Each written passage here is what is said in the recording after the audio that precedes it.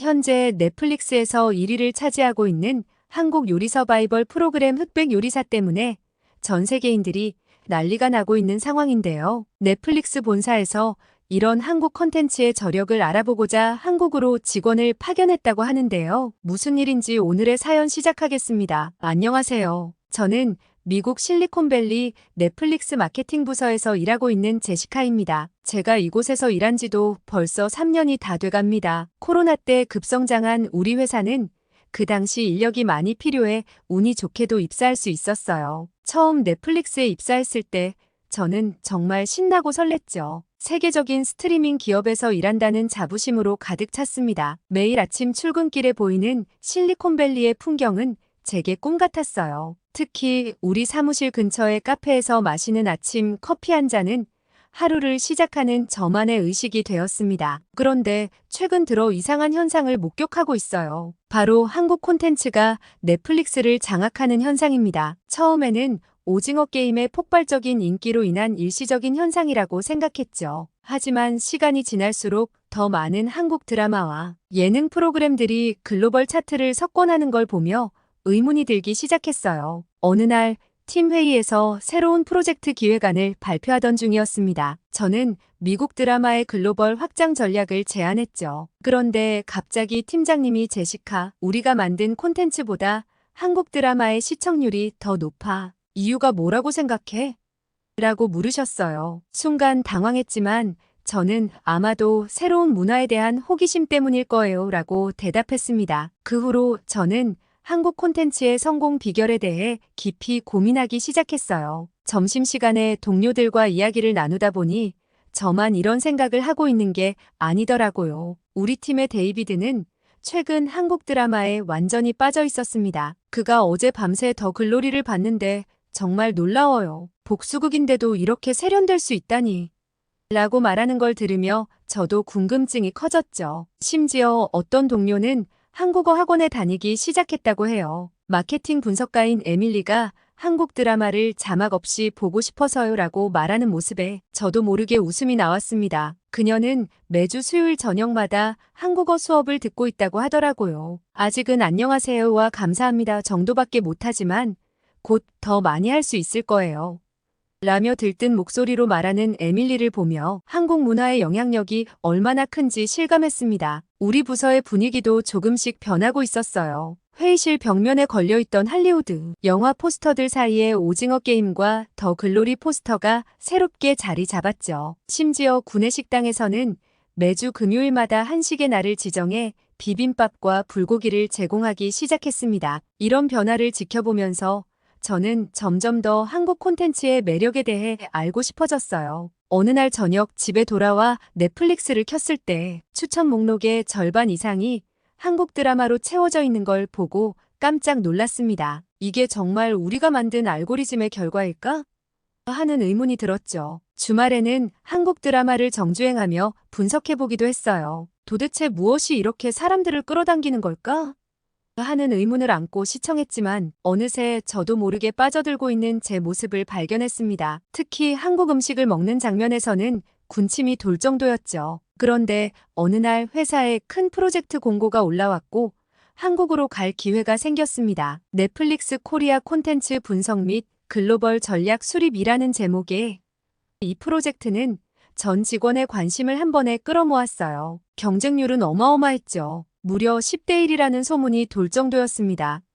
저는 이 기회를 놓치고 싶지 않았어요. 밤을 새워가며 지원서를 작성했고 한국 문화와 콘텐츠에 대해 공부했습니다. 심지어 유튜브로 한국어 기초까지 배우기 시작했어요. 안녕하세요와 감사합니다를 연습하면서 제 발음이 얼마나 서툰지 깨달았죠. 면접 날 저는 긴장한 나머지 넷플릭스 빨간색 티셔츠를 뒤집어 입고 왔다는 걸 면접실 앞에서야 알았어요. 다행히 친절한 동료가 재빨리 도와줘서 위기를 모면했죠. 면접관 앞에서 떨리는 목소리로 한국 콘텐츠의 글로벌 성공 요인을 직접 경험하고 싶습니다 라고 말했던 기억이 아직도 생생해요. 그리고 2주 후 믿기지 않는 소식을 들었습니다. 제가 프로젝트에 선발된 거예요.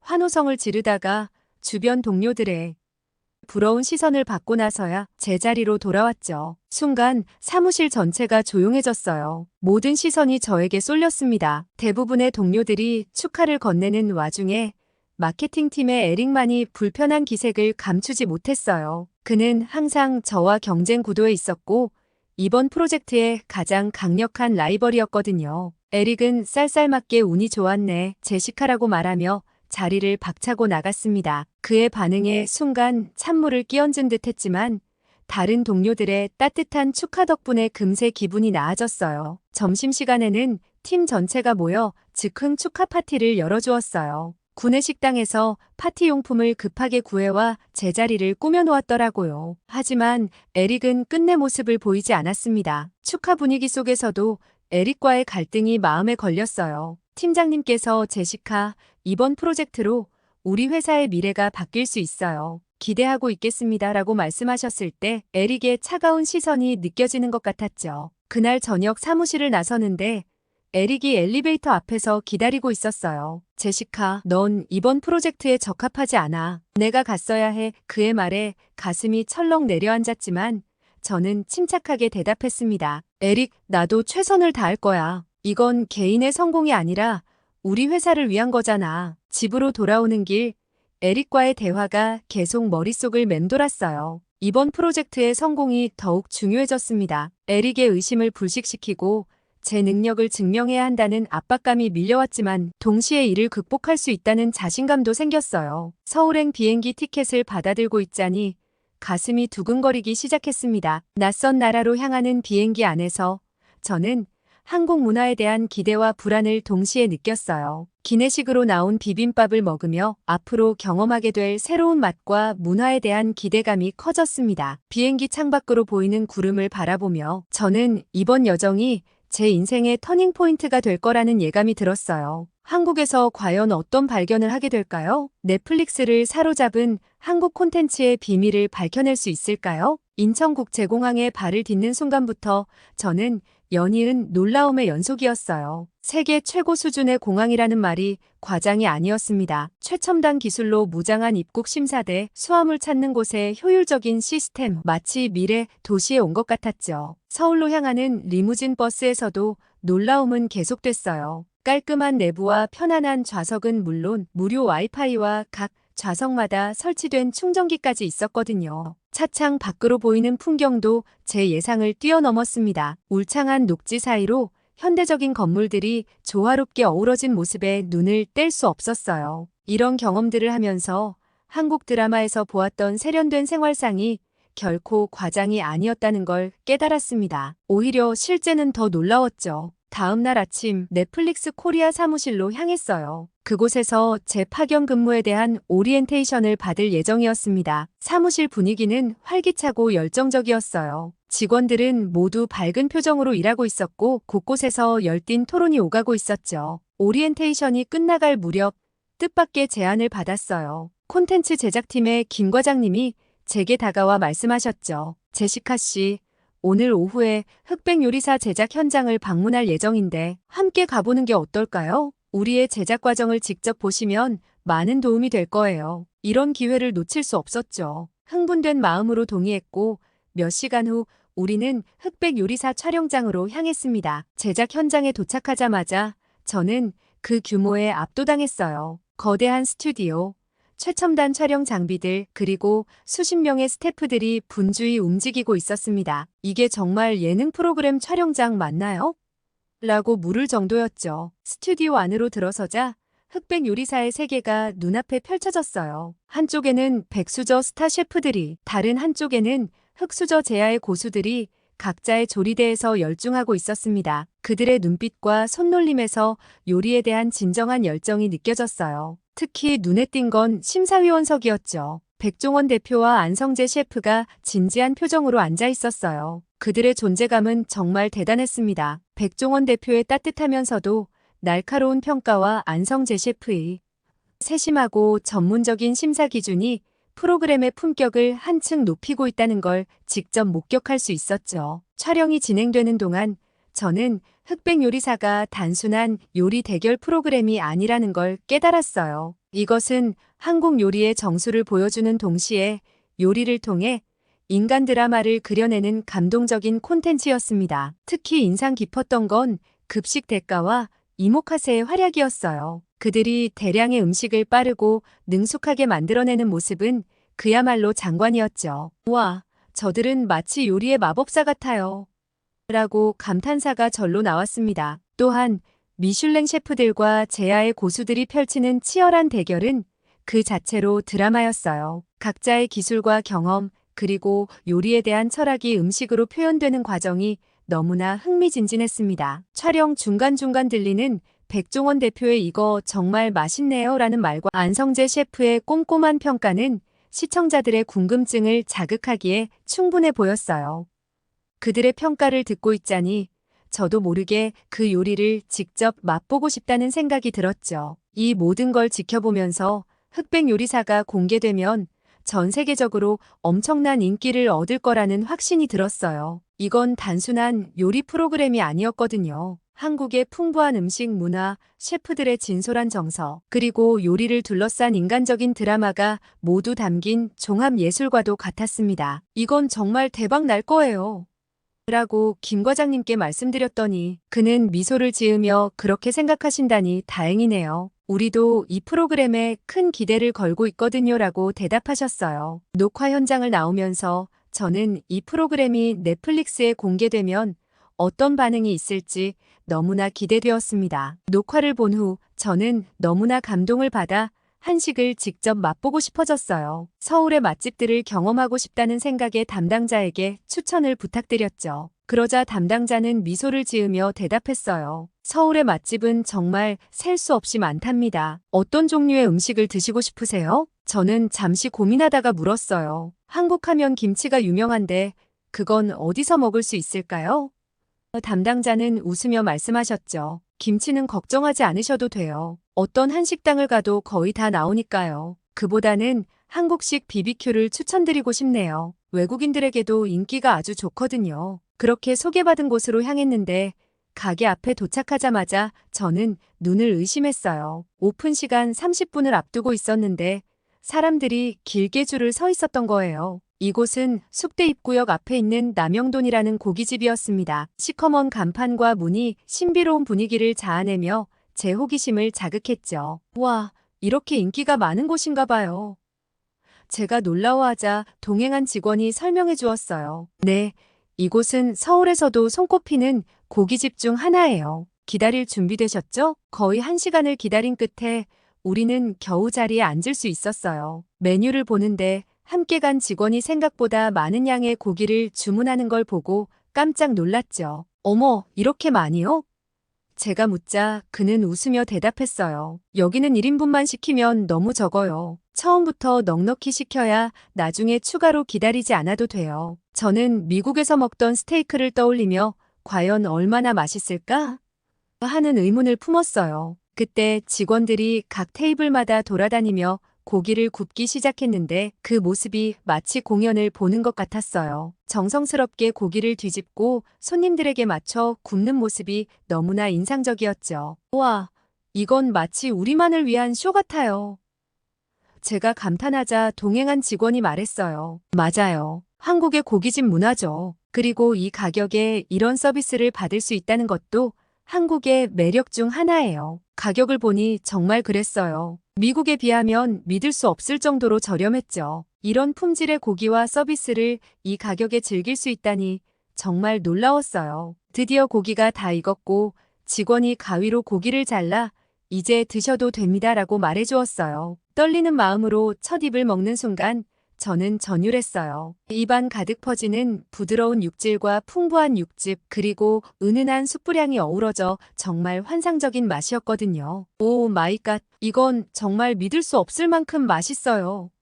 저도 모르게 영어로 감탄사가 튀어나왔죠. 동행한 직원은 뿌듯해하며 말했어요. "그렇죠? 이제 한국 고기의 매력에 빠지셨네요." 그리고 돼지고기가 이렇게 맛있게 구워질 수 있다는 게 정말 놀라웠어요. 미국에서는 주로 소고기 스테이크를 즐겼기 때문에 돼지고기에 대한 제 인식은 좀 제한적이었거든요. 하지만 이곳 남영돈의 돼지고기는 제가 알던 그 어떤 돼지고기와도 달랐습니다. "이게 정말 돼지고기 맞나요?" 저도 모르게 이런 질문이 튀어나왔어요. 고기를 한 점 더 먹으며 저는 그 독특한 맛과 식감에 푹 빠져들었어요. 겉은 바삭하게 구워져 있지만 속은 여전히 촉촉하고 부드러웠거든요. 게다가 기름기가 적당해서 느끼하지 않고 오히려 고소한 맛이 일품이었죠. 와, 이런 돼지고기는 처음이에요. 육즙이 이렇게 풍부하다니. 제가 감탄하자 옆 테이블의 한국 손님도 미소 지으며 고개를 끄덕이셨어요. 직원이 고기와 함께 먹으라며 내어준 쌈장, 마늘, 고추 등의 찬들도 고기의 맛을 한층 더 끌어올렸어요. 특히 상추에 고기를 싸서 먹는 방식이 새롭고 재미있었죠. 이렇게 먹으면 고기의 기름진 맛이 상추의 신선함과 어우러져 더 맛있어요. 동행한 직원의 설명에 고개를 끄덕이며 저는 계속해서 새로운 맛의 조합을 시도해 보았습니다. 미국에서는 이런 방식으로 고기를 먹어본 적이 없어요. 정말 특별해요.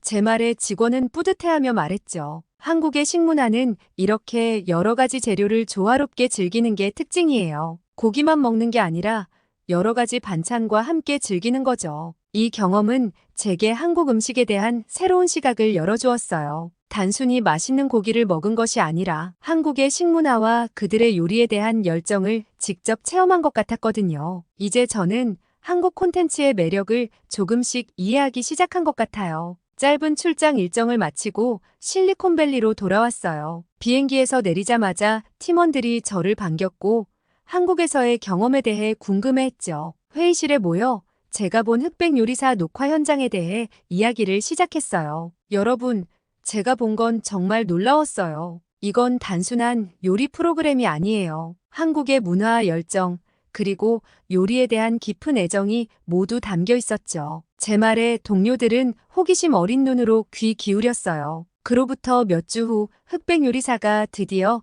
넷플릭스에 공개되었어요. 그리고 그 반응은 제 예상을 훨씬 뛰어넘었죠. 첫 주부터 전 세계 시청자들의 뜨거운 관심을 받기 시작했어요. 놀랍게도 흑백 요리사는 공개 일주일 만에 넷플릭스 글로벌 탑10 TV 비영어 부문 1위를 차지했어요.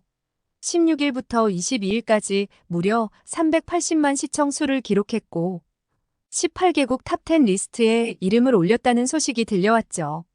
사무실은 순식간에 흑백 요리사 열풍에 휩싸였어요. 데이비드가 흥분된 목소리로 말했어요. 제시카, 너 정말 대단해. 이 현장을 직접 봤다니 넌 정말 운이 좋았어. 이 프로그램 정말 대박이야. 에밀리도 거들었죠. 맞아.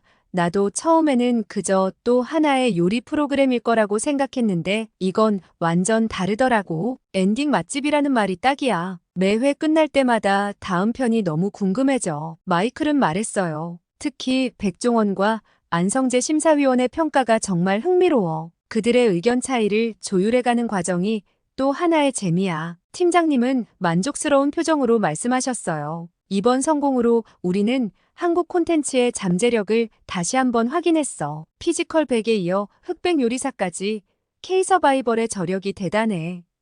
저는 덧붙였어요. 그리고 이 프로그램의 성공은 단순히 요리 대결을 넘어서는 것 같아요. 흑수저와 백수저의 대결 구도, 그리고 그 안에 담긴 한국 사회의 이야기가 전 세계 시청자들의 공감을 얻은 것 같아요. 흑백 요리사의 성공은 단순히 하나의 프로그램의 성공을 넘어 한국 콘텐츠의 글로벌 영향력을 다시 한번 증명하는 계기가 되었어요. 그리고 저는 그 역사적인 순간의 일부가 되었다는 사실에 가슴이 벅차올랐답니다. 앞으로 흑백 요리사가 어떤 새로운 기록을 세울지, 그리고 이를 통해 한국 콘텐츠가 세계 시장에서 어떤 위치를 차지하게 될지 정말 기대되네요. 흑백 요리사의 놀라운 성공 이후 저는 넷플릭스의 글로벌 전략 회의에 초대받았어요. 회의실에 들어서자 모든 고위 임원들의 시선이 저에게 쏠렸죠. 제시카, 당신이 직접 경험한 한국 콘텐츠의 매력에 대해 들려주세요. CEO의 말에 저는 깊은 숨을 들이쉬고 이야기를 시작했습니다. 한국 콘텐츠의 성공 비결은 단순히 재미있는 이야기나 화려한 제작에만 있지 않아요. 그들의 문화적 정체성, 사회적 이슈에 대한 깊은 통찰, 그리고 세계와 소통하려는 열정이 핵심입니다. 제 말에 임원들은 깊이 고개를 끄덕였어요. 이어서 저는 새로운 글로벌 콘텐츠 전략을 제안했습니다. 우리는 각 나라의 고유한 문화적 특성을 존중하면서도 보편적인 인간의 감정과 경험을 담아내는 콘텐츠를 만들어야 해요. 흑백 요리사처럼 말이죠. 이를 위해 한국뿐만 아니라 다양한 국가의 창작자들과 협업하는 플랫폼을 만들면 어떨까요? 제 제안에 회의실은 활기찼고 열띤 토론이 이어졌습니다. 그리고 마침내 우리는 글로벌 크리에이터 네트워크라는 새로운 프로젝트를 시작하기로 결정했어요. 하지만 이때 한 임원이 우려를 제기했습니다. 한국 콘텐츠가 성공하면 늘 중국에서 비슷한 포맷을 만들어내죠. 이번에도 그럴 가능성이 높아요. 우리는 어떻게 대응해야 할까요? 잠시 침묵이 흘렀고 저는 조심스럽게 의견을 냈어요. 그들의 모방을 두려워할 필요는 없다고 생각합니다. 오히려 이를 기회로 삼아 더 혁신적인 콘텐츠를 만들어내는 동기로 삼읍시다. 우리가 계속해서 독창성을 유지하고 품질을 높인다면 시청자들은 그 차이를 알아볼 거예요. CEO가 미소를 지으며 말했습니다. 좋은 관점이에요, 제시카. 우리는 경쟁을 두려워하지 말고 오히려 그것을 통해 성장해야겠네요. 회의가 끝나고 나왔을 때 저는 가슴이 벅차올랐어요. 제가 제안한 아이디어가 넷플릭스의 새로운 방향성을 제시하게 되었고, 이를 통해 한국과 미국 그리고 전 세계를 연결하는 새로운 문화의 가교 역할을 하게 될 거라는 생각에 흥분되었죠. 한국 문화 콘텐츠의 저력은 저를 뜨겁게 해주는 역할을 했습니다.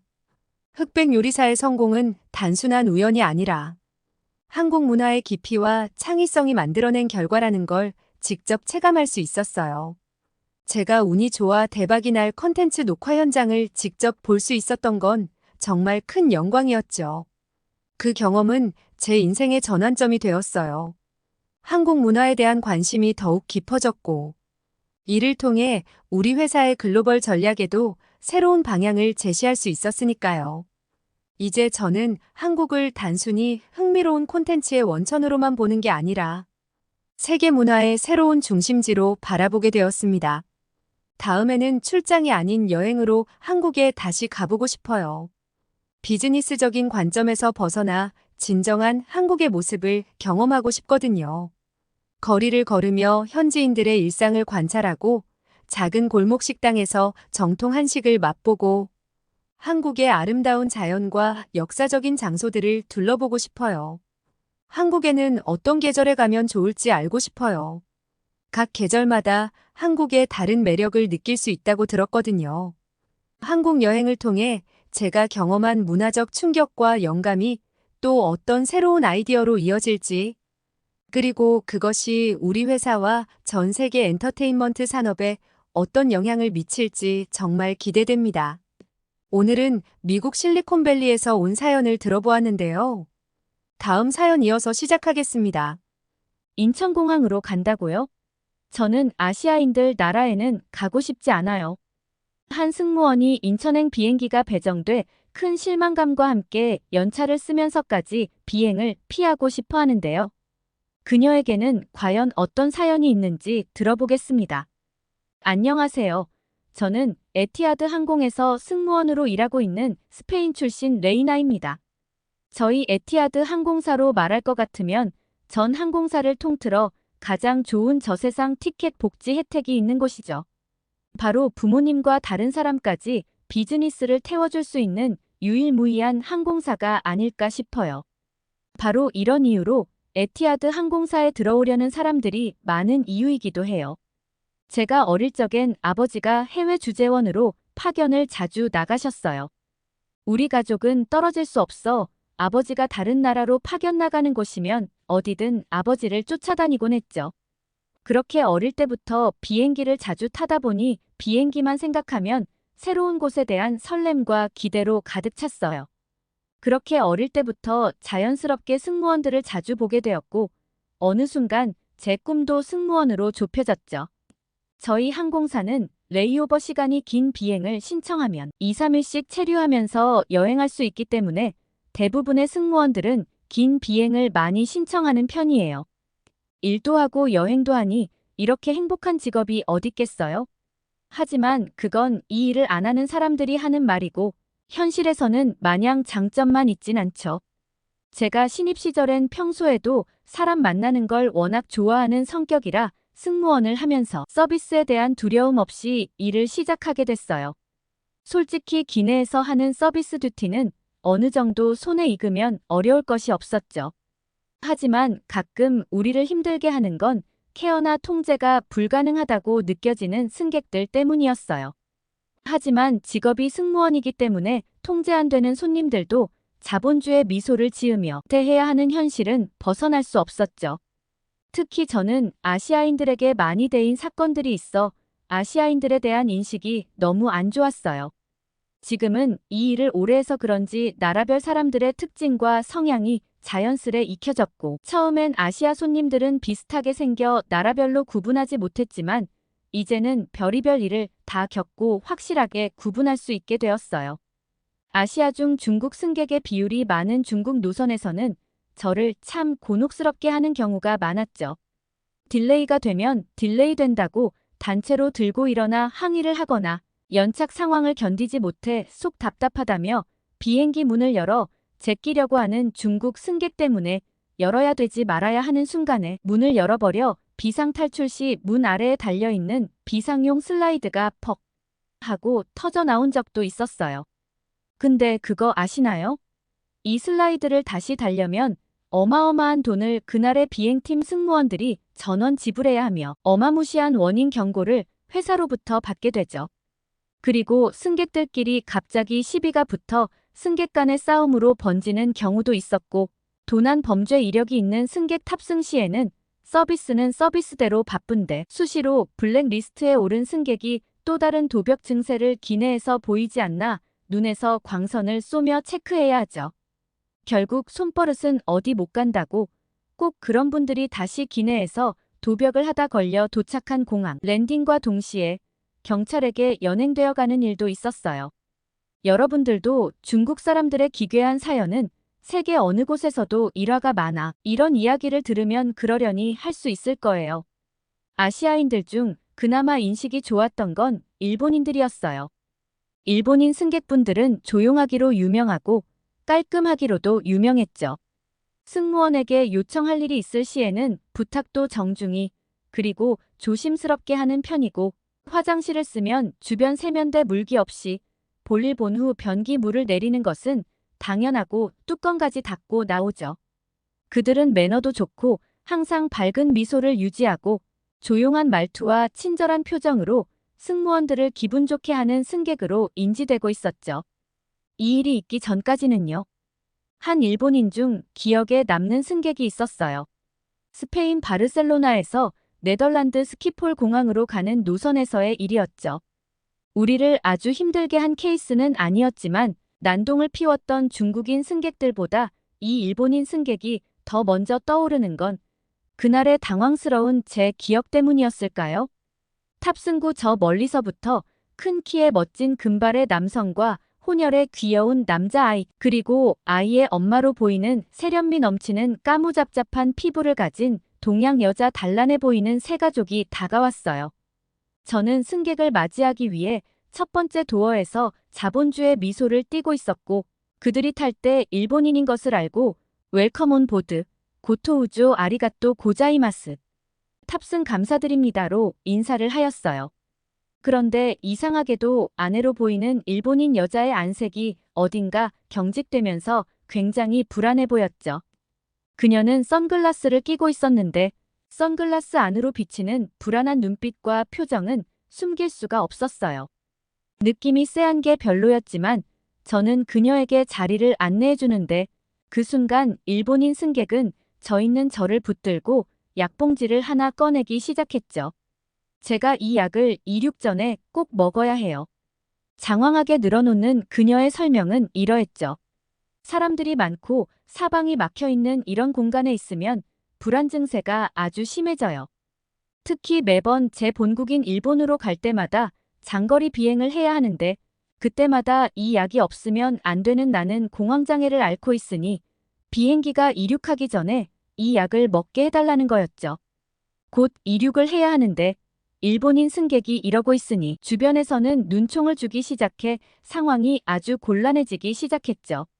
비행기가 이착륙할 때에는 무조건 승무원들은 배정받은 점프시트에서 착석이 의무화돼 있기 때문에 원래의 규정상 승객이 요청해도 웬만한 응급 상황이 아닌 이상 우리 자리로 돌아가 이착륙 준비에 들어가야 하거든요. 근데 그녀는 끈질기게 제 손을 붙들고 놓아주지 않았죠. 결국 그녀를 어떻게든 설득하고 영국인 남편이 대신 자리를 옮겨 그녀를 안정시켰죠. 그런데 곱씹어 생각해보니 남편은 이 이유를 알고 일부러 동석에 앉지 않았던 것 같은 의심이 들더라고요. 그래도 이런 부분은 지병이 있으니 승객 입장에서는 충분히 느낄 수 있는 일이라 생각하여 잘 넘어가였어요. 일본인 승객은 승무원들 사이에서 가장 편한 비행이라고 할 정도니 그들의 매너는 가히 칭찬할 만해요. 하지만 이 친절함 속에 숨겨진 뒤끝 장렬은 아무도 모르는 게 또 일본인 승객의 특징이죠. 제가 신입 시절 실수로 기내식을 제공 못한 적이 있었죠. 분명 비행 중에는 배부르다고 먹지 않아도 된다며 괜찮다고 말하던 일본인 승객은 비행기에서 내리면서 사무장에게 제가 기내식을 주지 않았다고 찔러 아주 호되게 꾸지람을 들은 적이 있어요. 실수는 제가 물론 한 거지만 앞에서는 괜찮다고 말하다가 내리면서 갑자기 뒤통수 치듯 말하는 그녀를 이해할 수 없었죠. 이렇게 일본인 승객들은 컴플레인도 지능적이고 집에 가서 조용히 노트북을 켜고 회사 측에 컴플레인을 하거나 가장 높은 직급의 사무장에게 발설을 해버리죠. 그래서 승무원들 사이에서는 일본 비행은 편하지만 뒤를 조심하라는 이야기도 도는 이유죠. 저는 이 사건을 계기로 일본 승객에 대한 좋은 인식은 한풀 꺾이게 됐고 일본행 비행기를 타게 되면 늘 뒤통수를 조심하는 습관을 가지게 되었어요. 신입 시절 한국행 비행기는 타보지 못한 채 아시아에서는 중국과 일본만 경험해 본 터라 한국인 승객도 도낀 객긴이니 별로라고 생각했죠. 특히 승무원들 사이에서는 중국인 승객들이 많은 비행을 할 때면 단체로 급작스럽게 병가를 써 신입들이 끌려가는 경우도 종종 있었어요. 그렇게 기피하고 싶었던 아시아 국가 중 하나인 인천행 비행기에 배정이 되고 제 표정이 침울해졌어요. 제 안색을 본 선배는 왜 이렇게 우울해하냐고 의아하다는 듯 쳐다보는 것이었죠. 그래서 저는 다들 기피하는 아시아 국가로 가게 돼 경력도 얼마 없는데 걱정이 된다고 고민을 털어놓았어요. 그러자 승무원 선배는 너는 남들 다 가고 싶은 곳에 갈 수 있게 됐는데 우울하다고 하면 누구 약 올리냐고 가고 싶지 않으면 그날 스케줄을 빼달라고 요청하라는 것이었죠. 저 아니어도 한국에 갈 사람들은 줄을 섰다는 말과 함께 말이죠. 바르셀로나에서 인천행 비행기 스케줄은 자주 나오지도 않는데 정말 행운이라는 말과 함께 선배의 동기들은 동양 국가 중에 한국을 가는 걸 아주 좋아한다는 믿을 수 없는 말을 하였어요. 왜냐하면 한국으로 향하는 비행 중에는 별 잡음 없이 도착할 수 있다는 걸 알기 때문이라고 하였죠. 특히 인천행을 선호하는 이유는 한국인 승객은 대화하기도 쉽고 매너도 좋기 때문이라고 덧붙였어요. 저는 일본인의 뒤끝에 대어 선배 승무원이 아무리 좋다고 해도 그 말을 100% 신뢰할 순 없었죠. 그렇게 걱정되는 마음으로 인천행 비행이 시작되었고 선배 말대로 별탈 없이 이륙에 성공하고 갤리에서 서비스 준비를 하던 중에 문제가 발생했어요. 배에서 갑자기 꼬르륵 소리가 나면서 배고픔의 신호가 오기 시작했어요. 비행기를 타보신 분들은 아실 거예요. 서비스를 할 때 승객들의 머리 위치가 승무원의 허벅지 정도 오는데 이런 상태로 승객들 주변을 돌다가는 뱃속에서 나는 꼬르륵 소리가 귀 아주 가까이 들릴 수 있다는 사실을 직감하였죠.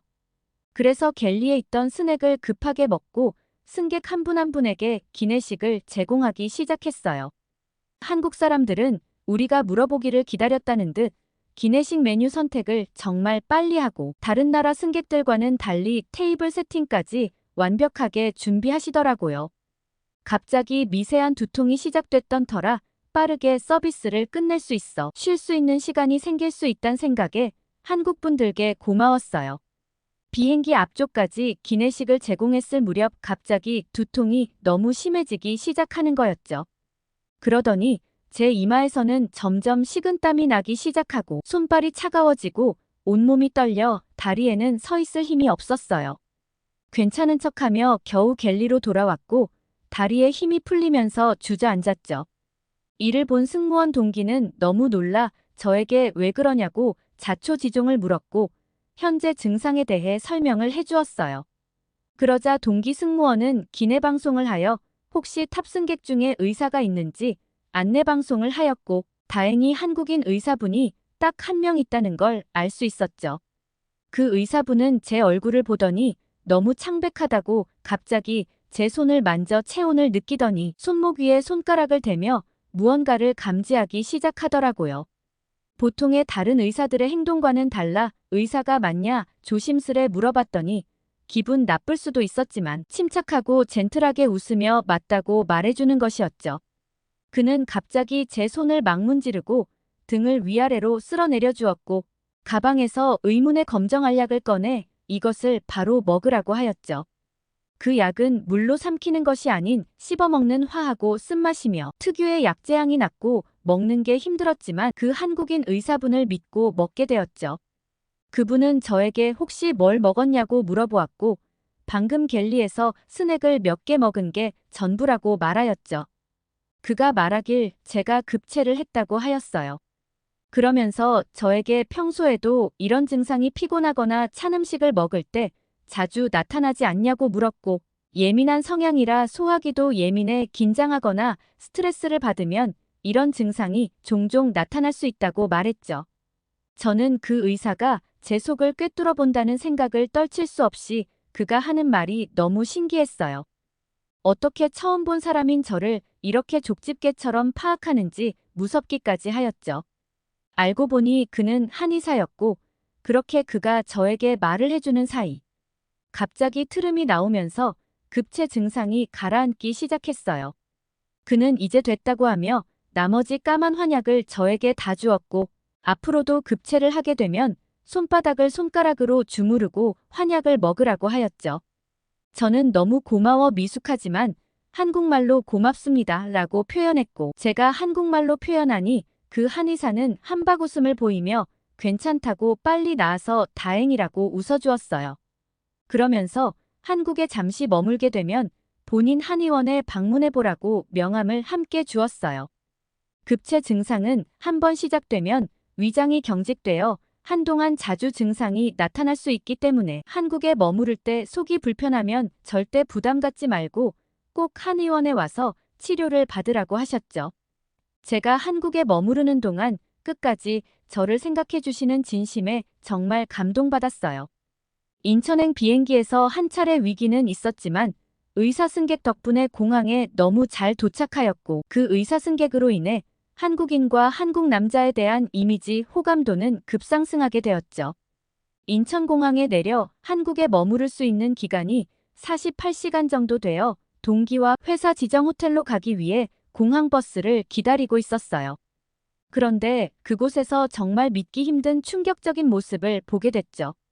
버스를 기다리는 줄에 사람을 대신해 캐리어로 줄을 세워놓고 주인이 곁에 아무도 없다는 것이었죠. 캐리어 안에는 고가의 물건이 들어있을지도 모르는데 아무도 손을 대지 않는 것이 너무 신기했어요. 더 웃긴 건 그것을 도난당할까봐 두려워하는 모습조차 전혀 없는 주인들의 모습이었죠. 한국 사람들은 서로에 대한 믿음이 있는 건지 시민의식이 높은 건지 저에게는 정말 큰 충격이었죠. 제가 놀라운 눈으로 한국 사람들을 신기하게 쳐다보니 한국에 와본 경험이 있는 동기 승무원은 더 놀라운 모습을 보여주겠다고 카페로 저를 데리고 갔죠. 카페에 들어가니 고가의 물건들이 테이블 위에 올려진 채 사람이 없는 게 아니겠어요? 한참 뒤 저 멀리서 노트북 주인이 손에 물기를 털며 화장실에 다녀온 듯 여유롭게 걸어오는 모습이 보였어요. 동기가 하는 말이 노트북 같은 고가의 물건들은 카페와 같은 공공장소에서 화장실을 갈 때 자리를 맡아두는 용도로 쓰인다는 믿기 힘든 말을 하였죠. 이건 까먹어서 두고 가는 게 아니라 한국에서는 항상 일어나는 일이라는 거였어요. 이 장면은 한국에서만 볼 수 있는 미친 모습이라 확신했어요.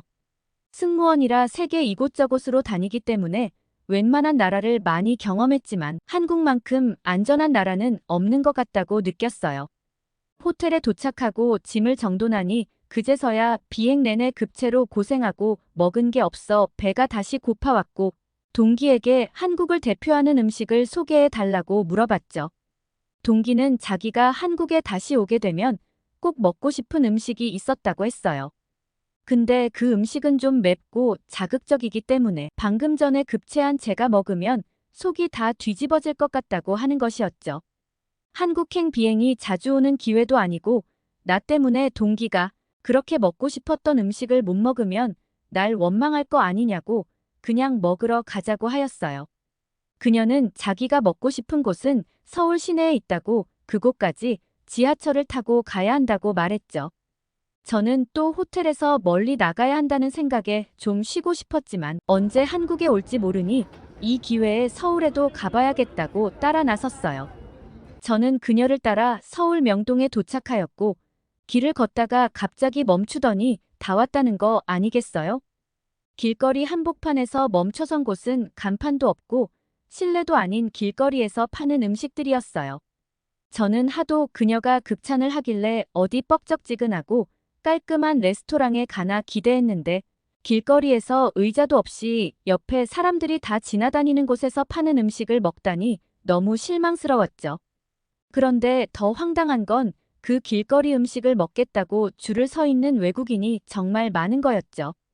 그 모습을 보고 저도 모르게 궁금증과 신뢰감이 생기면서 자연스럽게 스며들어 줄을 서기 시작했죠. 15분간 기다린 끝에 드디어 우리 차례가 되었고 그녀는 떡볶이와 여러 가지 튀김, 그리고 긴 꼬치에 껴져 있는 네모난 음식을 주문했어요.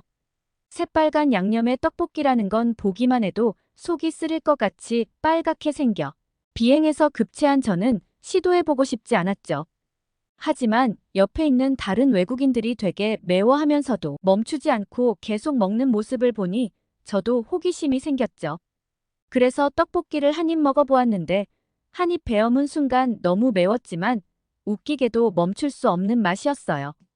떡볶이에 들어간 어묵은 생선 맛이 나는 것도 같고 혀가 마비되는 느낌이지만 쌀떡볶이라 쫄깃쫄깃해 젤리 같은 식감이었죠.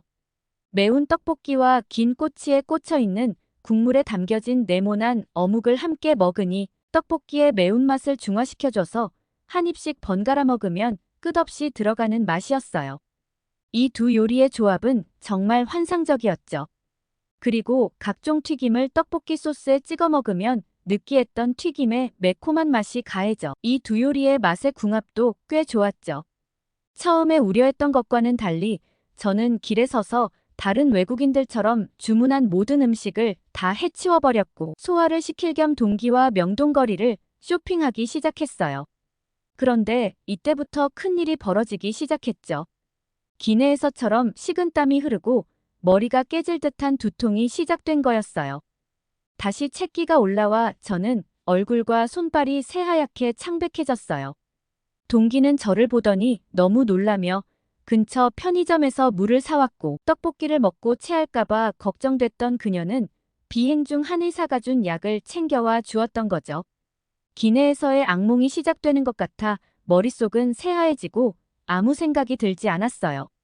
저는 길거리에서 급하게 환약을 먹고 머리가 아파 더 이상 걸을 수 없어 근처 벤치 의자에 앉아 약 기운이 돌기를 기다렸죠. 그때 친구가 아까 비행기에서 받은 명함을 갖고 왔냐고 물었고 그 한 의원에 함께 가보자는 것이었죠. 승무원 생활을 하면서 남성 승객들에게 연락처나 명함을 정말 많이 받아봤지만 대부분 호감의 표시로 건넨 명함들이라 상대방이 오해할까봐 한 번도 연락한 적이 없었어요. 근데 이번엔 제가 급하다 보니 명함에 적힌 주소를 보게 되었고 구글 지도로 쳐보니 다행히 명동에서 차로 5분 거리에 있는 한 의원이라 택시를 잡아 빠르게 바로 이동할 수 있었죠. 한 의원에 들어서자마자 아까 먹은 환약의 냄새가 병원 안에 가득했고 그 냄새를 맡으니 뭔가 마음이 편안해지고 진정이 되는 느낌을 받았어요. 한 의원 내부는 이상하게 영어로 설명이 가득했고 직원분들도 영어가 유창하지는 않지만 웬만한 의사소통이 되는 수준으로 하셨어요. 알고 보니 그 한 의원은 외국인 진료 한 의원이었고 대기 손님 중에는 한국 사람만 있는 게 아니라 외국인 손님이 꽤 있어 놀랐어요. 진료 접수를 마치자마자 마사지 받는 침대 같은 곳으로 안내해 주었고 환복할 옷도 제공해 주었죠. 저는 병원이 마사지샵 같아 느낌이 이상했지만 이미 안면이 있는 의사의 명함을 보고 방문한 거라 그들의 말을 믿고 따랐어요. 제공해준 침대에 누워 있는데 침대가 아주 뜨끈한 게 잠이 솔솔 오는 게 아니겠어요? 다행히 아까 먹은 환약이 효과가 있는지 점차 손발이 조금씩 따뜻해지기 시작했어요. 따뜻한 곳에 누우니 이런 기분은 처음이었던 것 같은데 한국에서는 이런 걸 노곤노곤하다고 표현하는 것 같더라고요. 조금 후에 기내에서 만났던 의사 선생님이 커튼을 치고 들어오셨고 저를 보니 놀라면서 너무 반가워 해주시는 거였죠. 그래서 아까와 같이 똑같이 급체를 하게 돼 마침 병원이 이 근처라 들리게 되었다고 설명을 했어요. 지금 생각해보면 뭔가 그 한의사가 오해를 할까봐 상황 설명을 장황하게 늘어놓았던 것 같아요. 치료가 시작되었고 기내에서보다는 훨씬 더 프로페셔널한 진료하는 그 모습에 멋있다고 느껴졌던 것 같아요. 무섭고 부끄럽지만 배에 치밀한 것과 뜸을 놓아주었고 진료가 끝날 때쯤 되니 모든 채기가 싹 가라앉았죠. 의사 선생님은 저에게 비행 중에 스트레스를 많이 받는 것 같다며 승무원 일이 수면과 음식을 불규칙적으로 먹을 수밖에 없어 몸의 밸런스가 무너진 것 같다고 운동과 식사의 중요성에 대해 말씀해 주셨죠. 그러면서 몇 개의 한약을 줄 테니 당분간 꾸준히 먹어보라는 친절까지 베풀어 주었어요. 진료비를 계산하려고 보니 겨우 3만 원밖에 나오지 않았고 1시간의 케어와 진료를 받고 3만 원밖에 안 나온 사실이 놀랍고 한국 사람들이 너무 부러웠죠. 한국을 떠나는 날이 하루밖에 남지 않아 너무 아쉬워 다음에는 연차를 길게 쓰고 회사 복지 중 하나인 공짜 티켓을 끊어 다시 인천행 비행기에 오르기로 다짐했죠. 인천행 비행이 싫어 취소했으면 어쩔 뻔했냐며 동기와 함께 한국에서의 추억담을 이야기하며 바르셀로나로 비행기에 몸을 실었답니다. 구독자 여러분, 다음에 제가 한국에 방문하면 어떤 곳을 관광하면 좋을지 추천해주세요. 구독자 여러분, 다음에 제가 한국에 방문하면 어떤 곳을 관광하면 좋을지 추천 부탁드립니다. 오늘 스페인 승무원 레이나의 사연 어떻게 들으셨나요? 재밌으셨다면 구독과 좋아요 눌러주세요. 이상 감동 카페인이었습니다.